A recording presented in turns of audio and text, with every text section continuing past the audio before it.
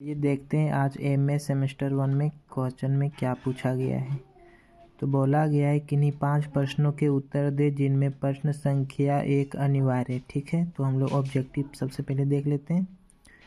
तो बोला गया है कि दिए गए विकल्पों में से सही उत्तर का चयन करें। तो पहला में ए, इतिहास के जनक के रूप में कौन जाना जाता है? तो हेरोडोटस को हमारे इतिहास के जनक माना जाता है। ठीक है। और दूसरा क्वेश्चन में पूछा गया बी में सिटी ऑफ गॉड लिखा गया था, तो किसने लिखा था? तो संत अगस्तीन द्वारा लिखा गया था सिटी ऑफ गॉड का पुस्तक। चलिए तीसरा देखते हैं हम लोग सी का। सी में बोला गया इतिहास ग्रीक शब्द से लिखा गया है, तो किसने लिखा गया था? हिस्टोरे, यानी कि हिस्टोरे शब्द से इतिहास ग्रीक शब्द से लिखा गया है। चलिए डी नंबर देखते हैं। डी में पूछा गया है सबल्टर्न शब्द इतिहास लेखन का तात्पर्य है, तो क्या तात्पर्य है? ये इसका आंसर आप लोग खुद देख लीजिएगा। चलिए ई में पूछा गया इतिहास क्या है? इसके द्वारा लिखी गई है कि कौन लिखी गई है? E.H. कार। ठीक है। चलिए एफ में देखते हैं हम लोग। एफ में बोला गया है थीसिस, एंटीथीसिस और सिंथेसिस की अवधारणा प्रस्तुत किया गया। इसका आंसर आप लोग खुद देख लीजिएगा। और जी में पूछा गया है ऐतिहासिक भौतिकवाद के जनक थे, तो कौन थे? कार्ल मार्क्स थे, तो इसका दूसरा सही हो जाएगा। एच में बोला गया है पेलोपोनेशियन का इतिहास के लेखक थे, तो कौन थे? थ्यूसिडाइजिड। ठीक है। चलिए आई नंबर का देखते हैं हम लोग। आई में बोला गया है कि राज तरंगिनी पूरा हुआ था, तो इसका आंसर हो जाएगा पहला 1148 ईस्वी में। ठीक है।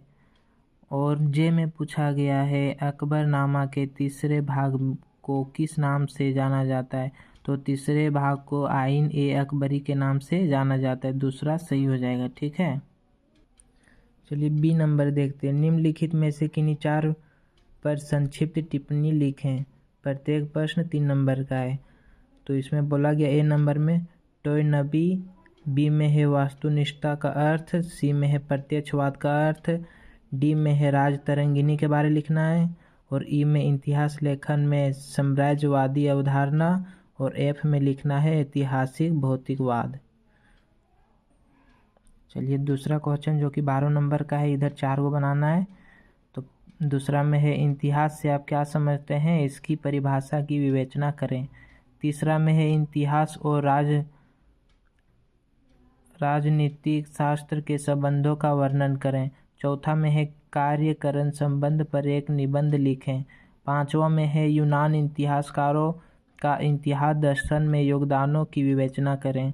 छठा में रोमन इतिहासकारों के इतिहास दर्शन में योगदानों की विवेचना करें। सातवां में देखते हैं क्या दिया हुआ है। सातवां में बोला गया इतिहास में अमीर खुसरो के जीवन एवं उपलब्धियों पर प्रकाश डालें।